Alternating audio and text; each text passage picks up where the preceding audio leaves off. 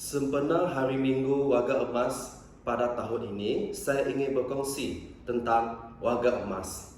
Ya, jadi sebelum itu saya mau membawa kita semua untuk tahu apakah hak Warga Emas. Menurut buku Disiplin Metodis tahun 2016, kita menyokong dasar-dasar sosial yang mengintegrasikan warga emas ke dalam kehidupan seluruh masyarakat, termasuk pendapatan yang mencukupi, peluang pekerjaan yang meningkat dan tidak diskriminasi, peluang pendidikan dan perkhidmatan dan rawatan perubatan, serta perumahan yang mencukupi dalam lingkungan masyarakat yang sedia ada. Kita menyedari anak-anak mempunyai kewajipan untuk memberikan penjagaan rapi kepada ibu bapa yang berusia.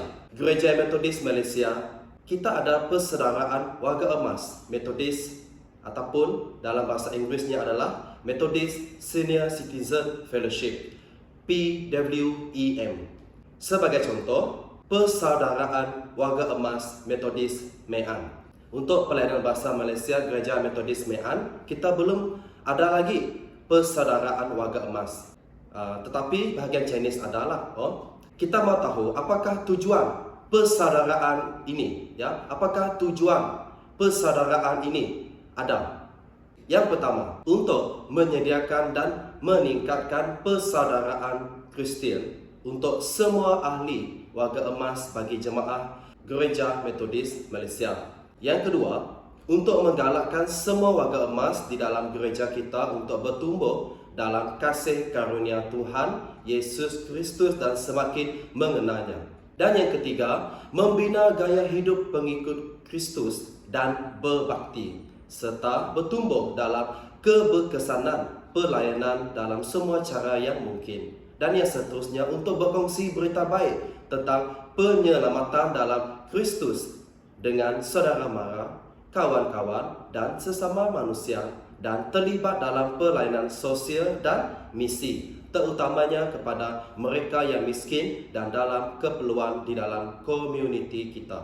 Yang seterusnya, menyediakan dan meningkatkan semua ahli warga emas Kristian di Gereja Metodis Malaysia untuk saling berkongsi, mengasihi, menunjuk prihatin dan memupuk perasaan dimiliki dalam persaudaraan antara warga emas Kristian di seluruh Malaysia. Yang keempat terakhir adalah untuk menggalak dan membantu gereja setempat untuk menubuhkan cawangan persekutuan warga emas Metodis di kalangan mereka, untuk berusaha bagi perkembangan gereja Metodis untuk kemuliaan Tuhan. Dan yang kedua terakhir, untuk menganjurkan kamp tahunan bagi membantu semua cawangan persekutuan warga emas Metodis bersama untuk menjalin perhubungan yang lebih rapat demi kebaikan dan kemajuan gerakan persekutuan ataupun persaudaraan warga emas Metodis. Dan yang terakhir, tujuannya adalah untuk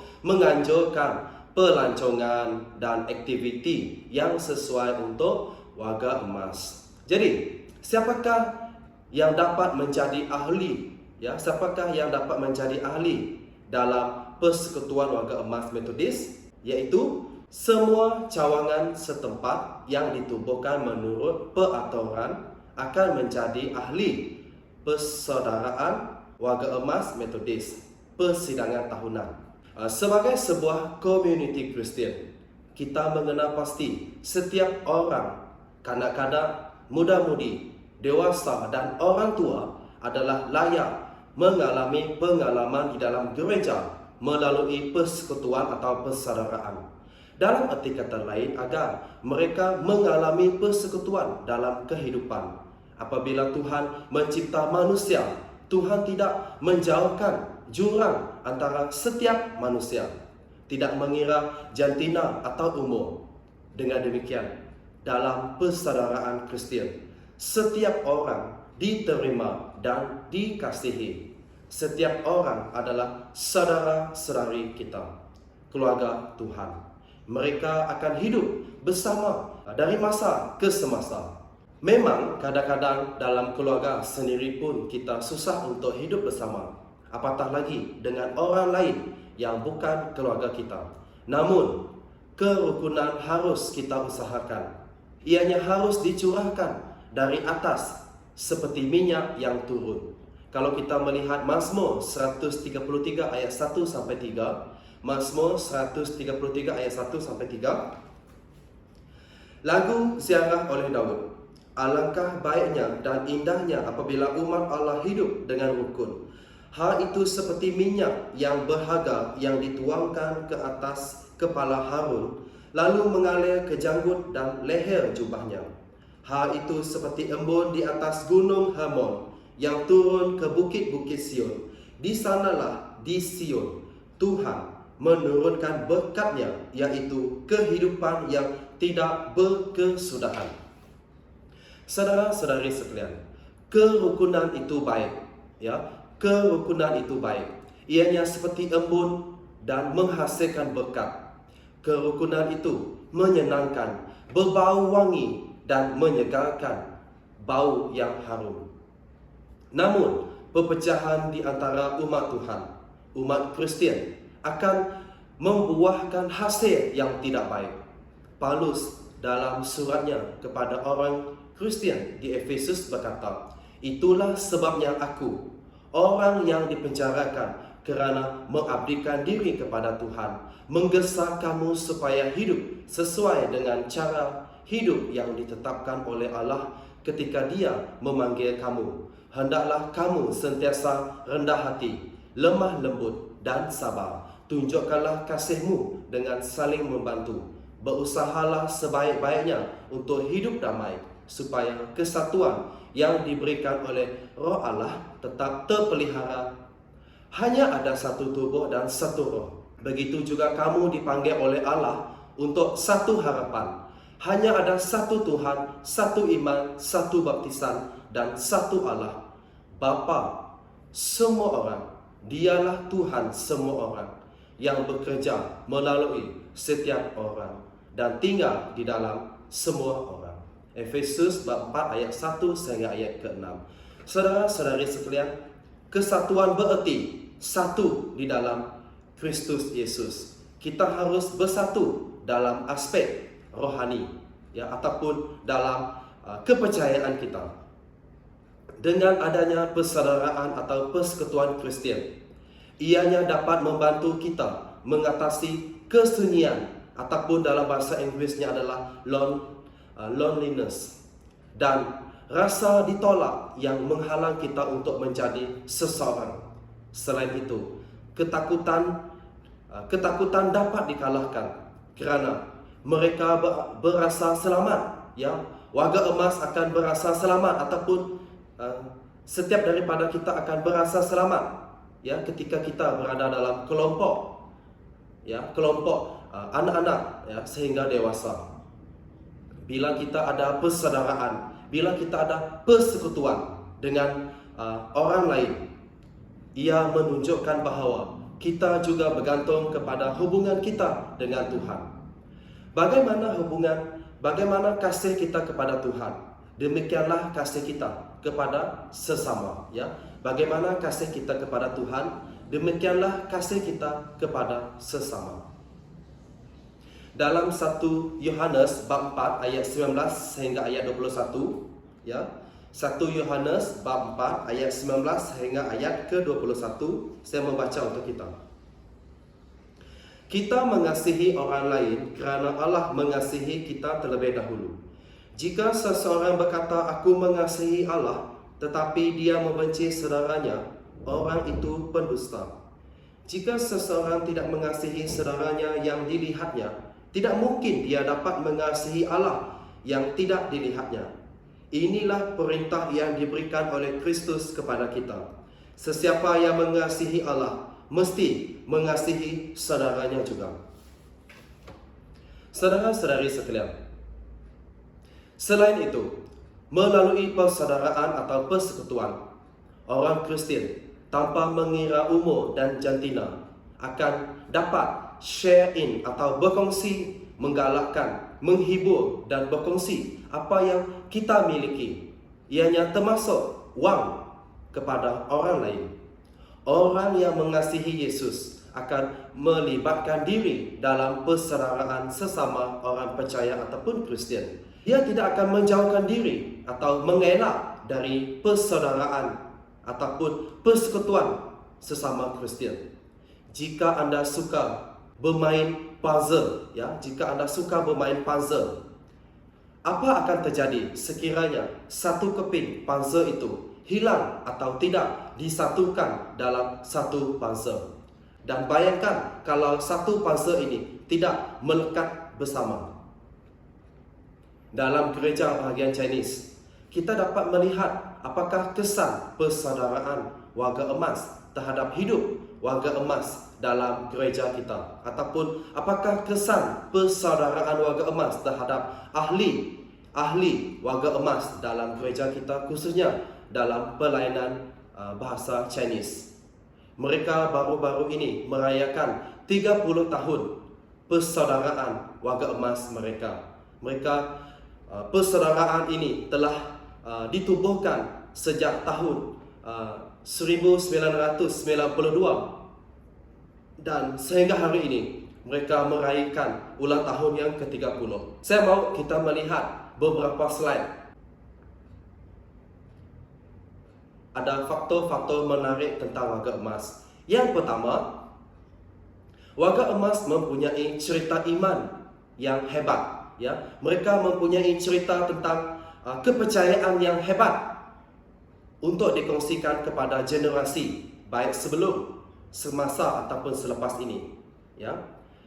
Dan yang kedua, apabila warga emas melihat anak-anak, remaja dan dewasa melayani Tuhan dan semakin bertumbuh dalam iman, warga emas akan mempunyai harapan bahawa anak-anak, remaja dan dewasa inilah yang akan menyambung pekerjaan atau pelayanan mereka kelak. Warga emas akan senang hati meninggalkan pelayanan apabila mereka sudah tidak mampu melayani, kerana mereka ada pengganti yang bertanggungjawab, yang berbakat, yang bersatu dan yang berkobar-kobar melayani Tuhan. Dan yang ketiga, warga emas kadang-kadang mereka akan menjadi pemarah, ataupun dalam masa ibadah sidang akan mudah nganuk. Kadang-kadang mereka kecewa apabila mereka tidak sekuat seperti dahulu. Mereka tidak ada tujuan seperti dahulu. Mereka rasa mereka tidak diperlukan seperti dahulu, dan mereka mempunyai keterbatasan fizikal. Mereka tangan, kaki, mata, telinga mereka tidak dapat berfungsi sama seperti waktu mereka masih muda. Muda-mudi dan juga ibu bapa yang hadir pada hari ini maupun yang ada di rumah, warga emas mereka perlu rehat dan mereka bergerak dengan perlahan jika dibanding dengan waktu mereka remaja. Waktu mereka remaja, mereka aktif, sehat, kuat melayani Tuhan ke sana ke sini. Suatu hari, saudara-saudari sekalian, kita juga akan mengalami hal seperti ini. Kita juga akan fizikal kita juga akan mungkin lemah dan tidak sekuat, tidak sehebat seperti mana kita masih muda dahulu. Jadi tidak heran kadang-kadang warga emas ini mereka ada sikap pemarah itu, jampat nganuk, tokoh mudah nganuk. Dan yang seterusnya, fakta menarik tentang warga emas adalah mereka perlu ditanya. Mereka perlu ditanya agar memori atau ingatan mereka sentiasa dapat disegarkan. Dan yang seterusnya, warga emas dapat membuat hidup kita menjadi lebih mudah. Mereka mempunyai bakat, hubungan yang baik, di mana hal ini sangat berguna dalam pelayanan. Selepas mereka melayani beberapa puluh tahun, mereka pasti mengenal selok-belok pelayanan, cabaran pelayanan, apa yang tidak baik untuk pelayanan, untuk persaudaraan ataupun persekutuan. Mereka tahu atau kenal banyak pastor, ketua-ketua gereja. Mereka kenal sejak dahulu sampai sekarang. Mereka kenal jemaat yang lama dan jemaat yang baru pula. Dan mereka kenal masyarakat di sekeliling. Mereka kenal anak-anak ini sampai anak-anak ini dewasa. Selain itu, apabila warga emas bercakap di hadapan, apabila warga emas, orang tua bercakap di hadapan, semua orang akan menghormati dan berdiam diri mendengar mereka bercakap. Saya masih ingat ketika saya mengajar di sekolah minggu dahulu, bila saya bercakap, anak-anak pun bercakap, anak-anak sekolah minggu pun bercakap. Bila saya suruh mereka diam, semakin mereka kecoh dan sampai bergaduh pun ada. Tetapi bila pastor saya masuk ke bilik sekolah minggu, semua mereka, anak-anak sekolah minggu akan diam dan mereka berkelakuan dengan baik. Sama juga di rumah panjang. Kalau kita orang muda ini, kita mau menegur anak-anak, ataupun kita sebagai mak bapak menegur anak-anak, kadang-kadang anak-anak tidak dengar. Tetapi kalau datuk nenek kita ataupun orang tua ataupun warga emas yang menasihati, mengajar, baru mereka akan dengar dan tunduk, dan mereka sangat hormat akan warga emas ini. Jadi inilah yang saya maksudkan. Warga emas ini sebenarnya membuat, kadang-kadang mereka dapat membuat hidup kita menjadi lebih mudah. Sebab semua orang akan respect, hormat kepada warga emas. Sedikit warga emas mempunyai rancangan selepas bersara ataupun tamat tempoh perkhidmatan. Kebanyakan warga emas mempunyai masa menonton TV atau tidur atau melepak di kedai kopi, seperti di Bandar Sibu. Sepanjang saya melayani di Bandar Sibu, di Sibu, Gereja Sibu, bila saya pergi ke Central Market ataupun limpas beberapa kedai lama-lama di Sibu, saya mendapati banyak warga emas yang melepak, yang berbuah-buah, minum kopi bersama dengan kawan-kawan dari pagi sampai petang. Bila saya pergi ke Miri, khususnya pada tahun ini, saya juga ada melihat warga emas melepak, kebanyakannya lelaki lah. Mereka duduk minum dan berbuah-buah, membaca surat khabar. Dan di Miri ini ada taman warga emas. Kalau tidak silap saya, di belakang supermarket Sendiang, sangat dekat dengan gereja. Selepas kebaktian Ahad ini, kamu boleh pergi ke sana untuk melihat. Di situ ada banyak warga emas. Jadi saudara-saudari sekalian, mereka masih sehat dan masih kuat. Mereka duduk berbuah-buah dan sebenarnya mereka memerlukan sesuatu untuk dilakukan. Mereka memerlukan sesuatu untuk dilakukan. Jadi berikanlah apa yang mereka boleh lakukan. Dengan demikian, hidup warga emas ini, hidup datuk nenek kita ini akan ada tujuan. Hidup mereka akan dipenuhi walaupun mereka sudah tidak lagi kuat ataupun diperlukan seperti masa mereka muda dulu. Dan mereka dapat melayani Tuhan dan dapat menjadi berkat bagi semua generasi. Saudara-saudari sekalian, mereka juga akan menjadi sumber inspirasi atau teladan ataupun contoh kepada muda-mudi masa kini. Tidak jauh untuk saya mencari teladan. Kita lihat sendiri di dalam pelayanan bahasa Chinese gereja kita. Kamu boleh lihat ada uncle, auntie, walaupun mereka sudah tua, walaupun mereka susah untuk naik tangga, tetapi mereka masih lagi semangat untuk datang ke gereja. Mereka masih lagi aktif dalam pelayanan persekutuan warga emas. Mereka masih lagi boleh pergi missionary, penginjilan. Mereka masih lagi boleh pergi ke ibadah kebaktian Ahad, persekutuan doa.